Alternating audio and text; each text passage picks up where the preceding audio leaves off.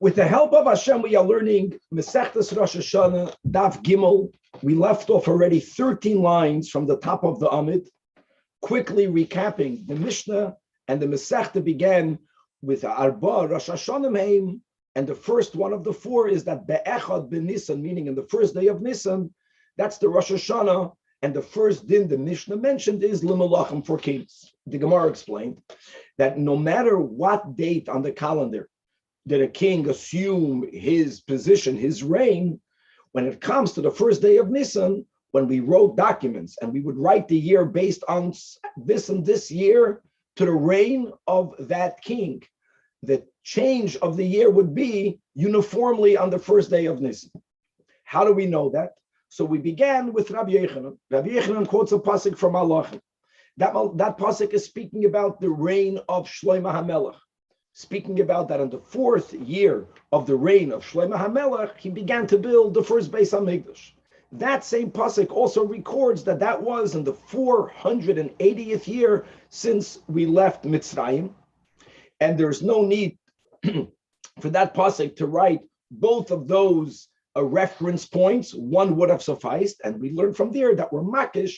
We are comparing that just like when it comes to Yitzias Mitzrayim, when we are recording, how many years are we now from Yitzias Mitzrayim? So Be'echad B'Nisan. Nisan is the month where we go through the change of year from the Exodus. And the Torah speaks about the reign of Shlomo HaMelech. So from there we learn that just like Yitzias Mitzrayim is counted from Nisan, any king, no matter any Jewish king, as we'll see today, but let's begin with Melachim. When a king assumes his position of kingship, the year is going to be counted no matter what day did this king become king. Be'echad B'Nisan. Fine, hekesh. How do you know that Yitzias Mitzrayim is counted from Nisan? That was the Gemara's question. I know that de facto we left Mitzrayim on the 15th of Nisan, but maybe when we go through Tishrei, we entered the second year since the Exodus. That was the kasha. And the answer for that is that we quoted the passing of Aaron, which was on Rosh Chodesh Menachem Av. And the Torah says that that was in the 40th year since we left the Exodus, since Yitzias Mitzrayim. The Torah, as we proved later in Shvat after Menachem Av, when the Torah begins to record the final address of Moshe Rabbeinu, we say that that happened also in the 40th year, even though the Torah doesn't write from Yitzias Mitzrayim. But we're going to learn today that of Papa, that even though the Torah doesn't write it, it means from Yitzias Mitzrayim. So if you are standing in Shvat, you're in the 40th year. I'm sorry, Menachem Av. And then when you go to Shvat, you are still in the 40th year. That rules out Tishrei cannot be the turn of the marking of the Exodus, because we went through a Tishrei and we're still in the 40th year. That's where we left off. And as we already spoke out yesterday, that only excluded all of the months in between Av and Shvat, but maybe other months between Shvat and Menachem Av, whether it's going to be Adar, whether it's going to be Iyar, whether it's going to be Sivan, whether it's going to be Tammuz, maybe those months are going to be the Rosh Hashana L'Malachim. I mean, we don't, the Rosh Hashana from Yitzias Mitzrayim, and whatever the Rosh Hashana for Yitzias Mitzrayim, that will also apply to Malachim. And we're going to learn Rabbi Elazar, another Amoira, who brings another proof that a king's reign is counted from the month of Nisan. Now, that's going to be the conclusion of the Sugya. We will learn today a lot of Yiddish history, but to appreciate the Jewish history, we have to speak about a little bit of the world history. So Bavel, who was the superpower under the leadership of Nebuchadnezzar, they tragically for us conquered Eretz Yisrael, and Nebuchadnezzar and the Babylonians, they destroyed the first Beis HaMikdash. And we went into Galus to Bavel. During Galus Bavel, the Persians became the new superpower. The Persian king who conquered Bavel, now guys, this is important to remember, was a person called Daryavesh. But since later there was another Daryavesh, not to confuse one with the other, we call him Daryavesh Hamadai. Daryavesh from Media. He was the one that conquered Bavel, and from his time until Alexander the Great and the Greeks became the future superpower, the Persians were considered the dominant power of the region and perhaps of the entire world. Now, after Daryavesh Hamadai, the next king was a king by the name of Koresh, and we're going to call him Koresh the Persian. It was this first Koresh that he said, he gave an order that the Jewish people should go back to Eretz Yisrael. And he was the one that initiated the building of the second Beis HaMikdash. Shortly after Koresh the Persian began the building of the second Beis HaMikdash, the enemies of our people convinced Koresh to stop it, and he stopped the building. And the second Beis HaMikdash, which was just beginning, was paused, and that went on for a nice period of time. There was a big debate whether there was a king in between Koresh, the Persian, and Ahasuerus. There's a question about that. But this pause in the building of the second temple continued for sure if there was a king in between throughout his kingship. It paused throughout the time that Ahasuerus was the ruler over Persia, and as we read in the Megillah, and throughout over the entire world. And then after Ahasuerus came another Daryavesh. But not to confuse this Daryavesh with Daryavesh Hamadai, we call him Daryavesh the Persian. Many opinions say that this Daryavesh was actually the son of Esther, son of Ahasuerus. And we're going to speak about this a little bit more towards the end of this year. If that is the case, then just to know that this Daryavesh now will have a halacha of a Jew, but I'm going to use the word now, and we'll get back to that, God willing, at the end of this year. This Daryavesh the Persian, during the second year of his reign, we continued to build the second Beis HaMikdash. It was actually not done through his initiation, but when he found out about it, he allowed it to happen because he discovered that Koresh the Persian already allowed it to happen, and that began in the second year of reign. And in this third of Adar, in the 6th year of the reign of Daryavesh the Persian, the second Beis HaMikdash was completed, 3rd of Adar. That following the upcoming Chodesh Nisan, the 14th of Nisan, was the first time after 70 years that the Jewish people brought their Korban Pesach. A year and a half after the second Beis HaMikdash was completed, it was then that Ezra, with a few groups of Yidden that he gathered, finally arrived in Yerushalayim. And as it's recorded that Ezra arrived in Yerushalayim with this first group during the month of Av in the 7th year of the reign of Daryavesh the Persian. All of these details will be important to remember. One other final point. Just like there are certain names that don't refer to a specific person, but they refer to the position, like Paroi. Paroi was not the name of the king, but all of the kings that reigned Egypt are called Parois. From Alexander, especially later when they divided this kingdom into 3, when it came to Rome, Caesar is not a name of a person, it's a generic name. The name of the kings of Persia written in scripture is Artaxerxes. So remember that when you see Artaxerxes, it's not the name of that king, it's a generic name. All of these kings, beginning with Daryavesh Hamadai, going all the way through Daryavesh the Persian, they can also be called Artaxerxes. Okay, so that backdrop is important to appreciate the flow of what we will be learning today. Rabbi Chizda comes along and he says, after we finish with Rabbi Yechanan and Rabbi Chizda, that even though the Mishnah began, that Echad b'Nisan, Dr. Rubin, that the first day of Nisan is Rosh Hashana l'Malachim, that's only for Jewish kings. Non-Jewish kings, their reign is going to begin, their Rosh Hashana of their reign is always going to be be'Echad b'Tishrei. And as we concluded yesterday's shiur, al pi Hasidus, the concept of nature or beyond nature, it fits that Jewish people, at least when we are connected to God through Torah and mitzvahs, ein mazel Yisrael, right? Makes sense that our kingship is connected to the power of Nisan, to miracles, to beyond nature. And the world, including the kings, righteous kings or not the righteous kings of the nations of the world, their kingship is marked from Echad b'Tishrei. And we're going to have to prove that which Rabbi Chizda said, and we're going to learn some more history. That many years later in the reign of Daryavesh the Persian, Nehemiah was notified about how Yerushalayim was in dire straits. And again, how this king, this Daryavesh, allowed Nehemiah himself to raise funds and to go to Yerushalayim and to upgrade the Gashmias and the beauty of the city of Yerushalayim. And finally, at the end, what the Gemara will be Megala is that Yavesh, the Persian, was initially called Kuresh, not to be confused with Kuresh, the Persian who began the building of the second Beis Hamikdash, but we called him Kuresh. Kuresh also means kosher. Not only was he perhaps a Jew, but in the beginning, the fact that he was the one under his rule that the second Beis Hamikdash was completed, not only that, but he actually sent a lot of money for the upkeep of the second Beis Hamikdash.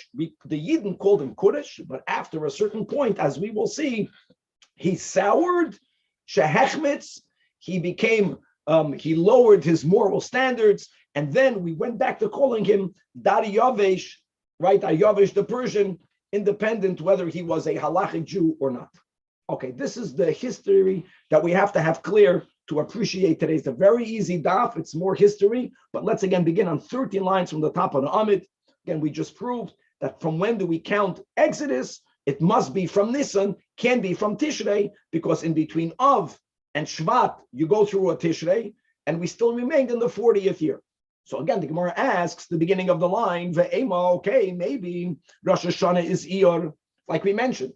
You did not rule out, not Adar, not Iyar, not Sivan, not Tammuz. So the Gemara says, no, Iyar it can be. Why is that? Because towards the end of Parshas Pikudei, mamash, almost by the end, it says, it was in the first month. And like we mentioned yesterday, when it comes to the counting of the months, we always begin with Nisan. Right? The Mishnah doesn't call it Rosh Hashana because it's not Rosh Hashana, it's Rosh Chadashim. But in the month of Nisan, B'Shana Hashenis, in the second year, Be'echad Chodesh, Rosh Chodesh on the first day of the month, Hukama Mishkan, that was the Bayom Hashmini. As we know, the first day, the Mishkan was functioning under the direction of Aaron HaKohen. Unlike the prior 7 days that it was already functioning, but then Moshe Rabbeinu was like a Kohen Gadol or actually a Kohen Gadol, and it says, now we're going to the portion of Baha Aloischa. The Torah records the first journey we made away from Sinai. When did that happen? It was in the second year from Exodus. In the second month, we call that Iyar. And on the 20th of the month, that was the first time that that the Anan went above. And that was the sign that it's time to journey onwards. In other words, if we were in Chodesh Nisan, and we say we're in the second year from Exodus, we go into Chodesh Iyar, we're still in the second year of Exodus. I know it's only 1 month ahead. It's 1 month and 20 days ahead. If the Rosh Hashana, to the count of the Exodus, would have been Rosh Chodesh Iyar, then the Torah would have said that we were now in the third year, not in the second year. And still, when we were in the month of Iyar, and still the Karel Shana Shniya is Machlal, the Rosh Hashana is not Iyar. Simple. We ruled out Iyar. Now we have to rule out Sivan. We're going to go in the order. But the Rosh Hashana is still Sivan, Rosh Hashana of the Exodus. And whatever the Rosh Hashana of Exodus will be, because of the Hekesh, because of the comparison that Rabbi Yechanan brought from the verse in Malachim, the same will be the Rosh Hashana LaMalachim, the count of King Solomon, which will from that go to all the kings. No, the Gemara says it can't be Sivan. Because it says, and we're quoting a verse from the portion of Yisrael, it wasn't the third month. Let's say it's Bnei Yisrael Meretz Mitzrayim, from when the Jewish people left Egypt. Third month, the Torah is not giving a year because it was, it wasn't the first year. Hold on. The Im Isa, if Sivan would be Rosh Hashanah to the count of the Exodus, then the Torah should have said it wasn't the third month. Now we are in the second year, let's say, from the Exodus. The fact that Torah does not say that is a proof that Sivan is not the Rosh Hashanah to the count of the Exodus. But still, what we still have left is, I even didn't mention Av. We have Tammuz, maybe Rosh Chodesh Av. I know that Aaron passed away then, but maybe that's the Rosh Hashanah, and maybe other. There's still 3 months that we did not rule out. Now, the Gemara doesn't have an answer for that, because really, we can argue that we know that there are 2 heads of the Jewish year, Tishrei and Nisan, like we explained Al Pi Kabbalah. We know there's the emesis, that there's an Oir Chodesh, there's some new empowering divine light that comes down to all of the worlds on the first day of Tishrei, and that is the light through which nature is going to be empowered with additional godliness. And then there is another Or Chadash that comes down in the month of Nisan. It's either or. No, it's really the moment we ruled out Tishrei to be the Rosh Hashana of the Exodus, logically it's either Tishrei or it's Nisan. And indeed, Rabbi Yechanan doesn't have an answer. But Rabbi Elazar wanted to have another source which will better prove that the Exodus, that the Exodus is, the Rosh Hashana l'Melachim, not to compare Melachim to the Exodus, but to prove that Rosh Hashana l'Melachim is Nisan. We're not using the Hekesh. We're going straight that whenever, no matter when a king becomes a king, comes Rosh Chodesh Nisan, that king entered the second year or the third year or the next year of his reign. So Amar Rabbi Elazar Mahachem. It says regarding Shlomo HaMelech, but this is not a pasuk in Malachim, but this is a pasuk in Divrei Hayamim. Vayochel livnois. Vayochel means he began. King Solomon began to build. Now we learned yesterday that he concluded in the fourth year. When did he begin? In the B'chodesh Hasheni, in the second month. Basheni, we don't know what this word Basheni means. In the second month, in the second. That will be the question mark. B'shnas Arba, in the fourth year of his reign. That's when he began. That's the same verse. He began to build the first Beis HaMikdash in the fourth year of his reign. Now asks the Gemara, what does this Basheni mean? My Sheni. Does it not mean that it was in the second month? And in the second month from where we count his reign. In other words, Rosh Hashana for all Malachim, including Shlomo HaMelech, is Nisan. So Iyar is not only the second month, but it's the second year for uniquely connected to the Rosh Hashana l'Malach. That's the Raya of Rabbi Elazar. Maskav Ravina, who said that? Maybe Sheni means Sheni B'chodesh. Maybe Sheni means the second day of the month. So the Gemara says no. Whenever Scripture is speaking about a day of the month, it writes the number B'chodesh. Sheni B'chodesh be'ed yahav ksivbei. Never do you find it anywhere in Scripture that they write in the second, and it means the second of the month, and the verse doesn't write month. But maybe it means Monday, Upa. Maybe Basheni means, punkt over here, we're writing the day of the week. Answers the Gemara. Answers the Gemara, two answers. Number one, we never find anywhere in Scripture that we are referring to a certain date that we should speak about the day of the week. It's interesting. You don't write that down. You write down the day of the month. You write down the year. Punkt over here, they're going to write on a Monday, doesn't make sense. Since the Torah is vague, we have to use the system of a hekesh, of making a comparison. Right? It says mamash one after the other. Since it says basheni, b'chodesh hasheni, basheni, so the first clarifies the second. Masheni kama, the Torah says b'chodesh hasheni, af sheni basra must mean chodesh.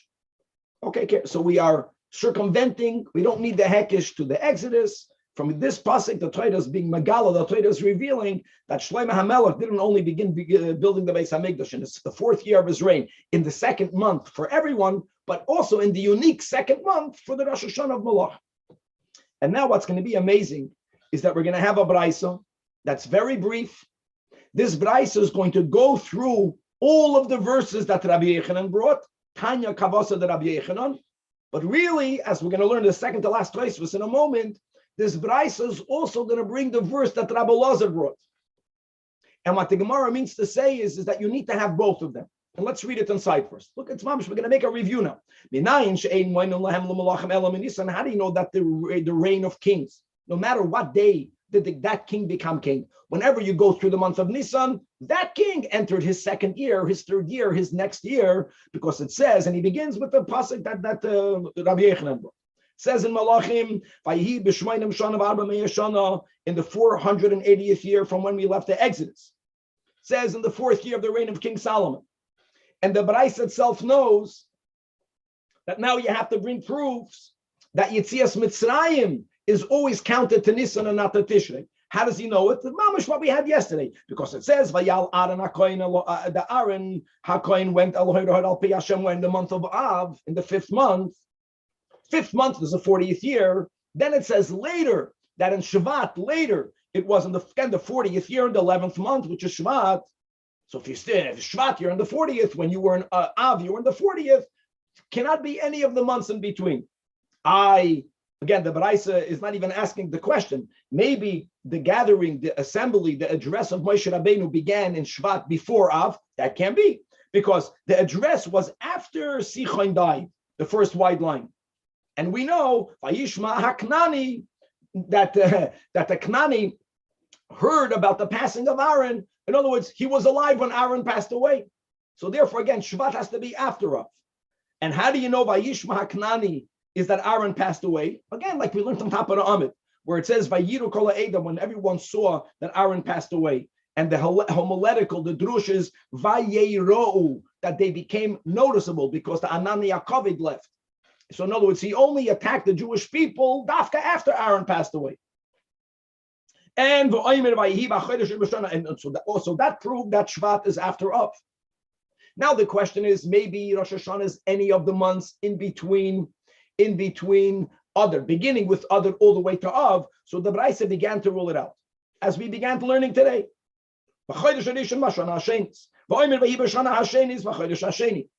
Iyar. Iyar is not the Rosh Hashana to the Exodus. Maybe it's Sivan. And now we end it. So we only ruled out Iyar and Sivan. What we did not rule out is not Tammuz, not Av, not Adar. So the Braisa got stuck. So now the Braisa quoted what Rabbi Lazar quoted. Since it says Vayachel Livnois, Shlomo Melech began to build. And again, V'goymer, and the word Basheni must mean the second month of his reign. So the Braisa puts together Rabbi Yechanan and Rabbi Lazar. Now hold on, look inside the second to last Tosfos.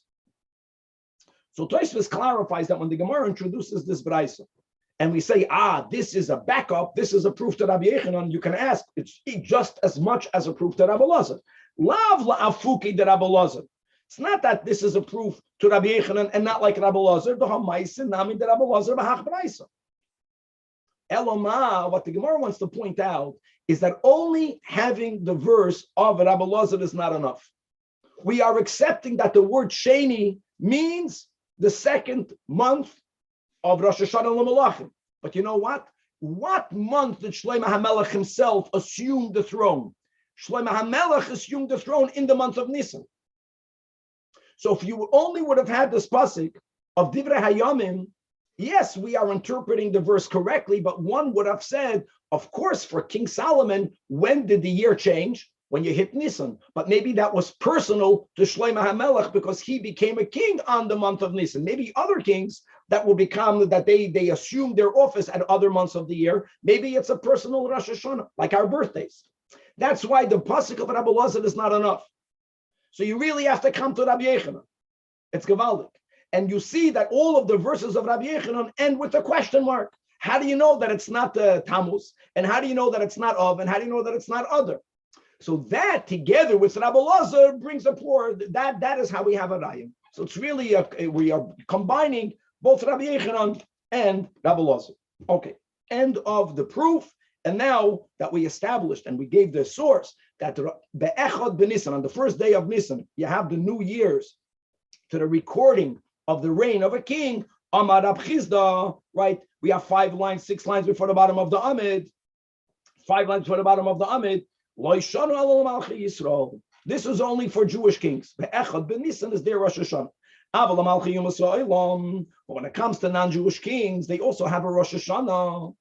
And when we wrote documents, right, Mipnei Shalom Malchus, we would also record, we are writing this document in the year, in such and such year of King so-and-so. We would write that. But how did we count a year of a non-Jewish ruler from the month of Tishrei? And how do we know this? So it says in Nehemiah, Divrei Nehemiah ben Chachlayom, Vayhi b'chodesh Kislev. It was like we spoke at the end, that after we went through all of the Seder of the kings, the 4 kings that we mentioned, right? We mentioned Daryavash Hamadai, we mentioned Koresh the Persian, we mentioned Achashverosh, and then Daryavesh the Persian. And as we said, Daryavesh the Persian, in the beginning was also, we called them, the Jewish people called him Koresh. So we said that the building of the second Beis Hamikdash. The rebuilding began in the second year. The second Beis Hamikdash was completed in the 6th year. As we're going to learn today on Amud Beis, on the 3rd day of the month of Adar of the 6th year of the reign of Daryavesh the Persian. Many years later, under the same king, that's this verse, that it was in the 20th year of the reign of this Daryavesh, as we mentioned, that's where Nehemiah heard about, as we'll see, he heard about how Yerushalayim was still laid in ruin. So the temple was built, but the city was not the way it should be. And he got permission and funds from the same Daryavesh for him to go to Yerushalayim and for him to rebuild, to upgrade the status of the city. When did that happen? It happened. Rabbi, I have a quick question.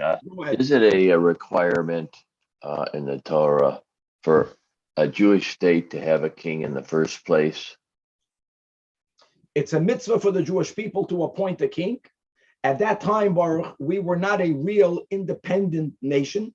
No, it's the superpower were the Persians. Without their permission and funds, we would be unable to build the temple. I was just actually referring to now, since we have a Jewish state, we haven't appointed a king.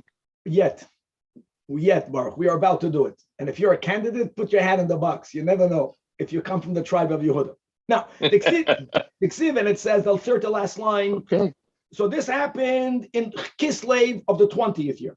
There were 2 steps. There was, as we'll see soon, that Nehemiah heard about the dire straits, and then Nehemiah went and spoke to the king and got reshus from the king. So he heard about the news in the month of Kislev. It was in the month of Nisan, Shnas Esrim. Guys, here's the word, La'ar Tach Shasta. La'ar Tach Shasta is this generic name. Here it's referring to Daryavesh, the Persian, or what we called initially Kurish. So Mordechay Kislev, and it's in his 20th year. And then we are a few months later in Nisan, and it's still in the 20th year, if the count of the reign even of non-Jewish kings, and we're going to begin now that he's a non-Jewish king, if it changes in the month of Nisan, Michlal de Rosh Hashana lav Nisanu, because if it would have been Nisan, then we would have said we are in the 21st year of the reign of this Artach Shasta. And look inside the last Tosfos. We just mentioned this concept above. In other words, the Rosh Hashana cannot be anywhere between Kislev and Nisan. But still, look inside the last Tosfos. Afal pi sheyesh kama chadoshim bei Nisan leTishrei. Right? How do you know that it's Dafka Tishrei? Just like we began today's shiur. You only ruled out the months between Kislev and Nisan, but between Nisan and Kislev, you have many months. I'm sorry, between Nisan and Tishrei. So Mikol Makayim, that's Tosfos. Hoyel da apikte min Nisan. That really goes to Rabbi Yechanan. It's either or, be'emes.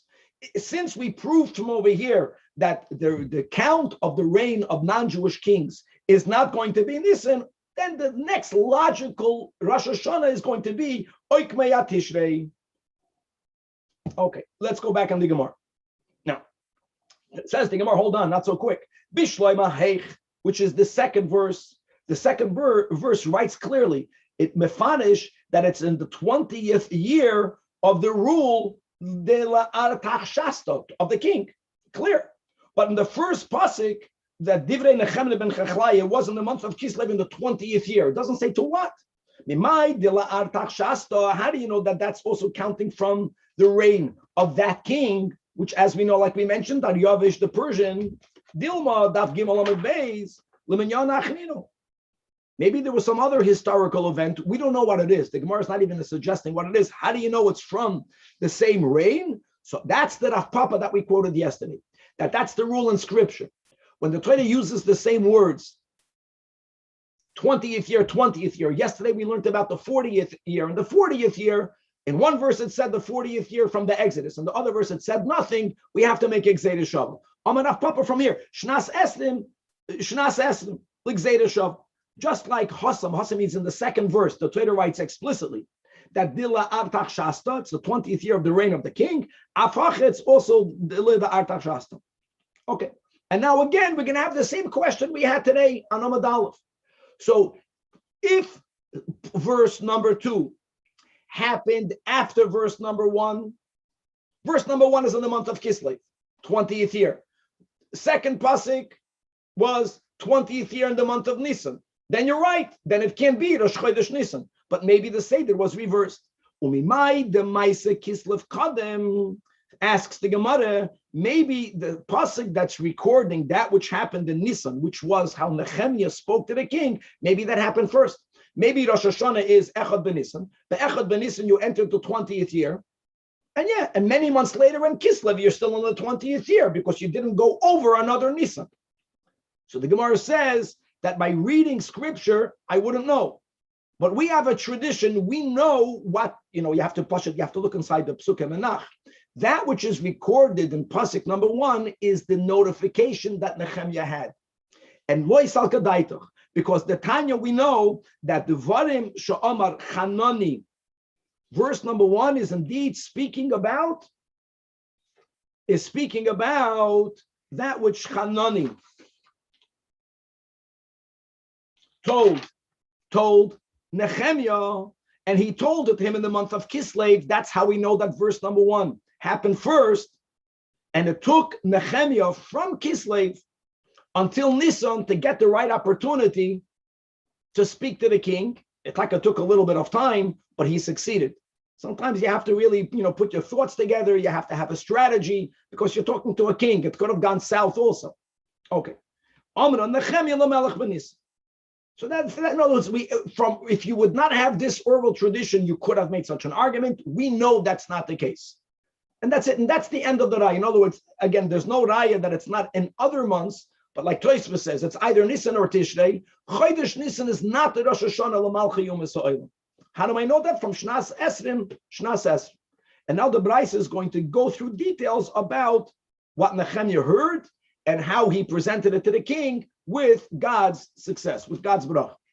Dvarim she'amar Chanani l'Nehemiah b'Kislev. That's the pasuk like we just quoted. Shenemar that Divrei Nehemiah ben Chechlai. That's like the opening. These are the words of Nehemiah ben Chechlai. That Vahi b'Chodesh Kislev. It was in the month of Kislev. Shnas Esrim in the 20th year of the rule of this Daryavish the Persian. And Va'ani and I Nehemiah, I was in the city of Shushan Abira. I was in the capital city. Vayovei Chanani. Now, who is Chanani? He's not mentioned. So that's Echad Ma'achai, is one of my brethren, a Yid. Who Va'anashim Yehuda, and they came him with a group from Yehuda, and that goes not only from the general region of Yehuda, but that refers to Yerushalayim. And Vo Esholem Al HaYehudim HaPleiton, I asked Chanani, what about how are the surviving Jews? Now, when he spoke about the surviving Jews, he was not speaking about the Jews that were back in Yerushalayim, but he wanted to know the state of the Jewish people that were in Bavel. And don't forget that Bavel now was a losing country. Bavel, already a few kings back, they lost the battle against the Persians. And that affected the Babylonians in general, and it specifically affected the Jewish people. How are the Yidden in Bavel? That's the Yehudim HaPleita. Asher Nish'arnu Men Hashevi, that are the ones that are still there. They are the descendants of the Jews, or some of them could have been older Jews that they themselves were taken captive by the Churban Bayis Rishon from Yehuda, from Eretz Yisrael to Bavel. And I, Nehemiah, asked Hanani and his Chavedim, what's happening in Yerushalayim? He wanted to get a report. And Vayoimru li, this is what they told me, Nehemiah, that Hanesharim Asher Nish'arnu Min Hashevi Sham b'Medina, the Jewish people, the ones that are still living, right? The She'eres HaPleita, the remnant of the Jewish people that are there in Bavel, I want you to know, Bera'a Gedola Ubecherpa. They live in great misery and they live in humiliation. And imagine, this is already many years after the second temple was built. And you're asking me what's happening in Yerushalayim. It's taka great that the temple is built, but the walls surrounding of Yerushalayim, they are broken, they are breached. Don't forget that then you needed to have a protected city. Even after the Beis HaMikdash was built, the dominant power then, the Persians, they didn't want for Israel to be built up strong. They didn't want for Yerushalayim to be a protected city because maybe they're going to rebel against Persia. So they dafka left the walls breached. You have to just appreciate that asking the king in Persia to build up the walls, that's a dangerous ask. He might understand that maybe the Jewish people are planning to rebel and become independent. Ushe Area and his gates are still nitzin suba age, they are still set on fire. When you went to Yerushalayim, many years, the second Beis Hamikdash was completed in the 6th year of the rule of this Daryavish. In the 20th year of his rule, the city did not look okay. Okay, so this is the report. He received that in Kislev. Now, Nehemiah had access to the king. Nehemiah was one of the advisors of the king. He just was waiting for the right opportunity. So whatever he heard later, not before, Amra Nehemiah Lamelech, when in the month of Nisan, and that's the second pasuk that we quoted on Amadal. Shenemer, as we just quoted, by Yehi B'chodesh Nisan, that it was in the month of Nisan. Still in the 20th year, Le'ar Tach Shasta HaMelech.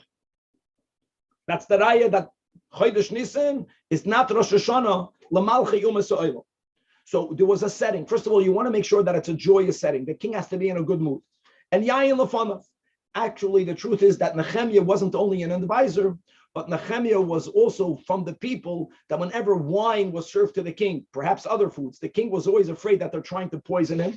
So he had people around him that would taste of the foods or the drinks first. Nehemiah was one of those people.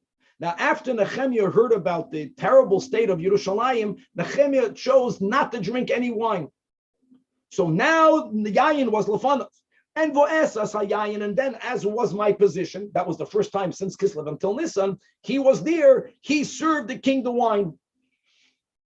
And prior to this event, and nothing happened. That means Nehemiah was not in front of the king between Kislev and Nisan, but prior to Kislev, I was usually cheerful in the king's presence. Now I looked very worried. Not only the Marsha adds, not only did he look worried, he was broken by the non-positive report, he also didn't drink the wine. So the king saw he doesn't drink the wine, and he had a look, he wasn't cheerful. The king thought that Nehemiah is trying to poison him. So the last hour line, the king told me, Madua panecha roim. Why is your face downcast? And I know that you're not ill. Yeah, you're looking nervous, and Nachla Marsha adds, and you're not tasting the wine, and you're not ill. Ein ze ki'im ra lev. It must be that there is evil in your heart. The king suspected Nehemiah that Nehemiah was trying to poison him. And oy gewalt, how dangerous is that? And indeed, va'ira harbe ma'oid. Nehemiah writes, I became very afraid. Va'omer lamelech. So I right away responded, Hamelech lo'olam yichya. First of all, may the king live forever. I'm not trying to poison him. And then he says, Madua lo yero panai. How can my face not be downcast? How can I not be worried? Asher ho'ir beis kivras havoisai, the city which is the place of my ancestors' graves. Look at the wisdom of Nehemiah. He wanted to downplay Yerushalayim. He referred to Yerushalayim as a cemetery. So the king should not be afraid to build it up. He says the city that's where my ancestors are buried. No one is buried in Yerushalayim other than David HaMelech, but it's all Zayin. Chareva, it's completely in ruin. And its gates, as we says, are consumed in fire. Now, don't forget, this king, not only did he allow for the second Beis Hamikdash to be completed, but for years he's giving money for the maintenance of the Beis Hamikdash, and it was no small matter. What the king didn't realize is that there's the Beis Hamikdash, that's the Ikir, but then there's the rest of the city.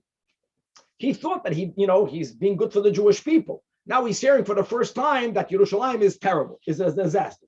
So the Melech, when he heard that, he told me, what exactly do you want? Was willst du? Now comes the sale. Now comes the ask. So the first thing Nehemiah did is in his heart, he asked God that he should get the right words. So I davened to the Oibishter. And and then I told the king, the human king, if it's, the king will find what I'm asking good.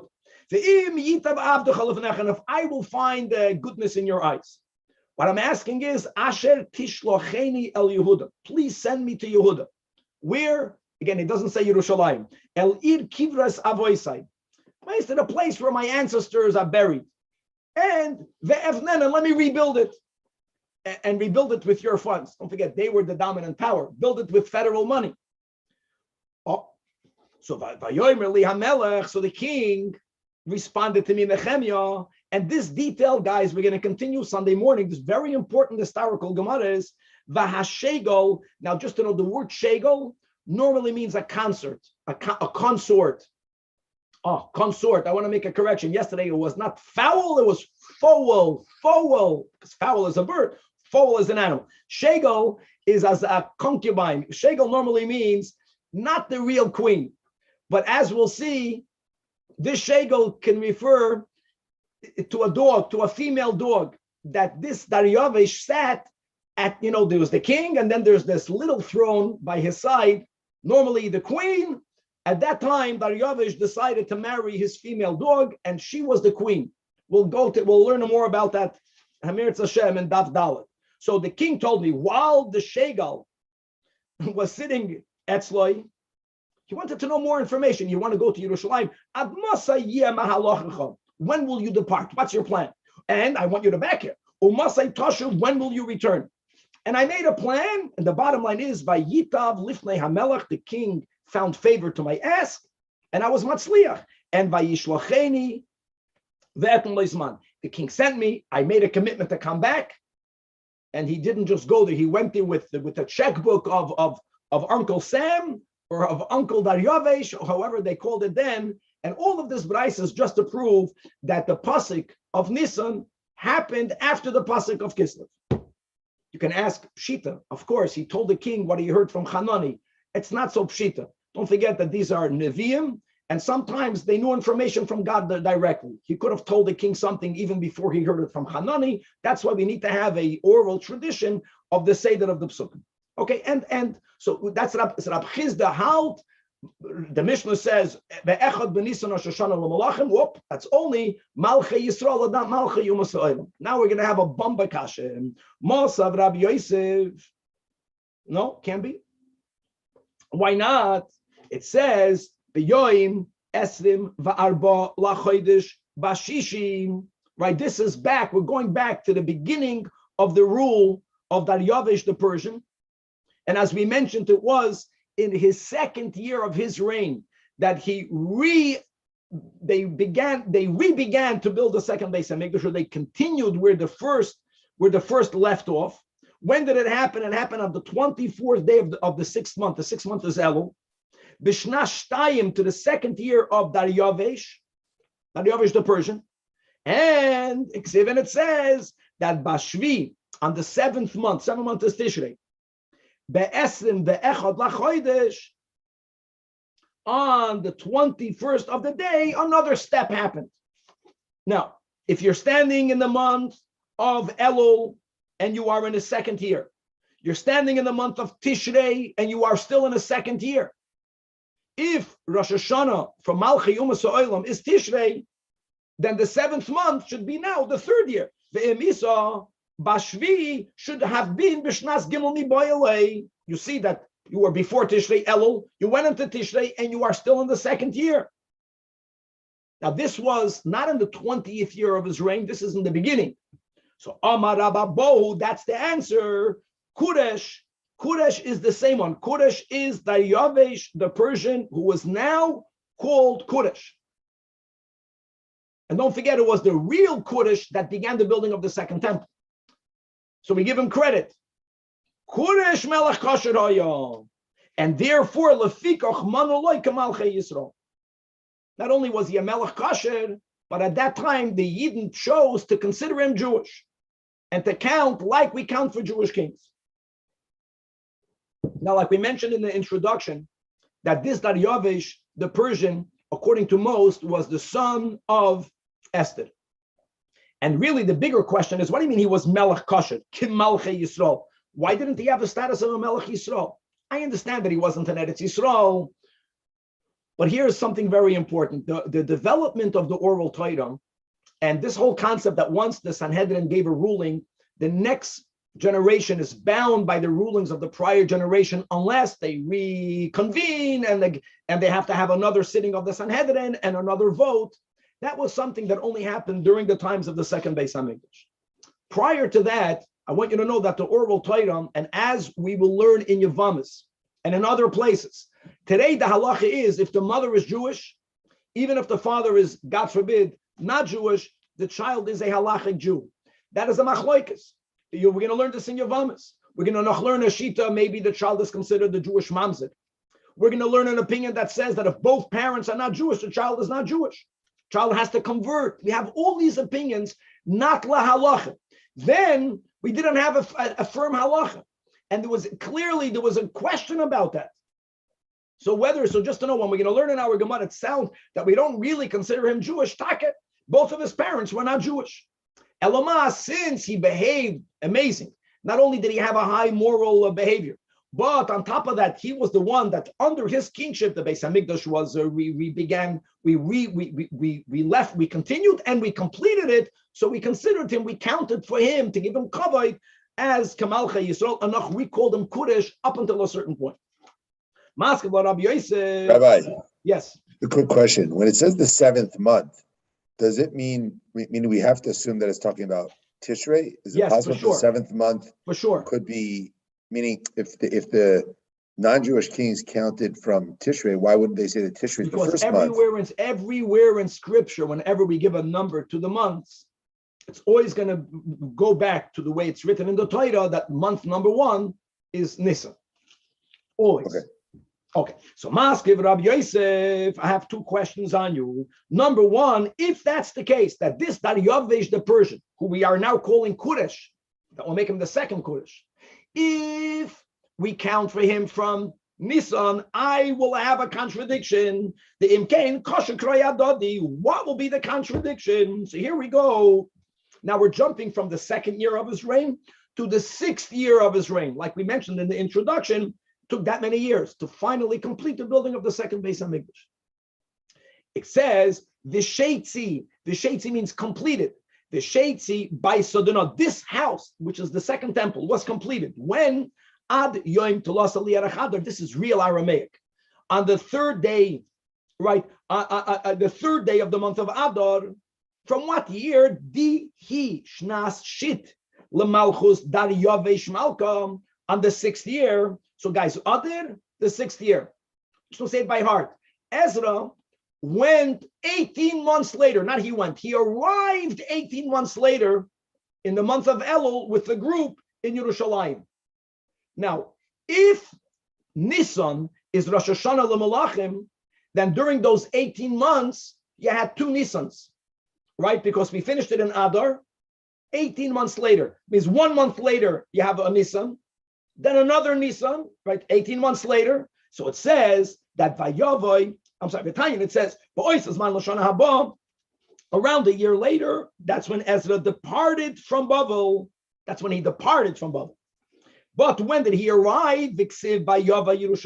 When did Ezra and the first group of Yidden arrive in Yerushalayim? It's quite amazing that the Yidden, Ezra, arrived 18 months after the second temple is already functioning.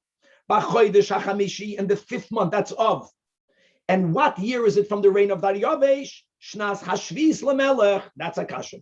If because of Kudesh or Daryavesh the Persian being a Melech kasha, we called him Kudesh, we counted for him unique Rosh Hashana L'Chodesh Nisan, 2 Nisans passed since they completed it until Ezra arrived there. And if that's the case, it should not be the 7th year of the king. The Im Isa, that Nisan for him is the Rosh Hashana. Shnas Hashminis mi. That's a problem. Number 1. Number 2, v'oid midami. Why are you confusing Kudesh and Daryavesh? This is a big question because don't forget that Kudesh was the one that began building the second Beis Hamikdash. You're confusing. We have a Kudesh. Kudesh was the king that took the throne after Daryavesh, the Madai, conquered Babel. There was another Kudesh. So we learned it answers the Gemara. Tana, no. Aside of that Kudesh, who Kudesh, who Daryavesh, and who Artaxerxes. Kudesh was, we called him Kudesh because for a long while he was a kosher king. That sometimes the Torah refers to, like we learned today, the 20th year of the reign of Artaxerxes. Yeah, Artaxerxes is a generic name. Al-Shem Al-Chusay. All of the kings of Persia were called Artaxerxes, like Paroi, like Caesar, like Mr. President here in America. What was his actual name? Like we said, his name was Daryavesh. But the problem is, Mikol Makoim, if he finished building it in the 6th year in Adar, 18 months later, when did Ezra arrive? B'chodesh HaChamishi of, in the 7th year. No, it should have been in the 8th year. That kasha remains. So answers the Gemara, Amar Rabbi Yitzchak lo kashem.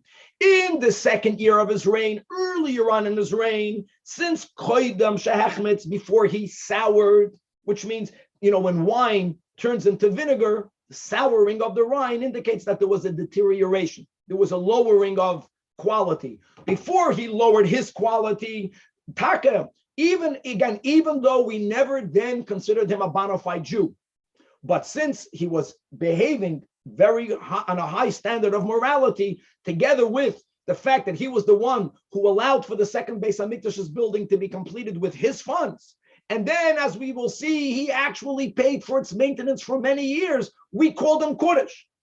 But at some point between the second year of his rule and the sixth year of his rule, and later, the moment he, so to say, soured, so the Yidden decided from now on, we will only count his Rosh Hashana l'malachim like for any other melech mimalchi umas ha'olam from the month of Tishrei, which is Taitakem. He completed the building in his sixth year, but Tishrei is when the year changes.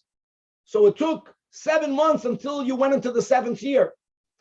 Ezra got there of. There was only one Tishrei. That's why we only went from the sixth year to the seventh year. I think we should stop over here. We still have until the middle or towards the end of Daf Daled Amud Aleph a lot more of the history of what happened in those times. We're going to clarify the meaning of the word Shegel, and Rab Chizda will stand. So Echad B'Tishrei is Rosh Hashana l'malachim Dafke l'malchei Yisrael. God willing, to be continued. Rabbi, fascinating stuff. Is there any reason we couldn't just make it simple and do all malachim on the same Rosh Hashana? Wouldn't that? That's what Yakir was asking yesterday. Why can't we just leave, when it comes to trees? When is it Rosh Hashana? Echad B'Tishrei or Tu B'Shvat? Everything has to be complicated. Who wants easy? We want complicated. I'm saying, but we did it for the purposes of contracts, right? For transactions. It has to be emes. In other words, the emes speaker is that the Malchei Umas Ha'olam are bound by the mazolos. The mazolos is part of Teva. There's mazel, and there Rosh Hashana is Tishrei. There's something that happens to the world every Tishrei for the whole world, not only for the Yidden. Natural. It's only the Jewish people that we have the koyach because of Ein Mazel Yisrael. We have that when we have to work for that a little bit. We have to learn Torah and do mitzvahs. Then we're connected to another, to the power. There's Alikim, the Shem Havaya. It's the emes. For a Yid, Rosh Hashana is connected a lot to Nisan as well as Tishrei. It's not that we're not out of Tishrei. We have 2 Rosh Hashanas. The Goyim only have 1 Rosh Hashana. That's the emes.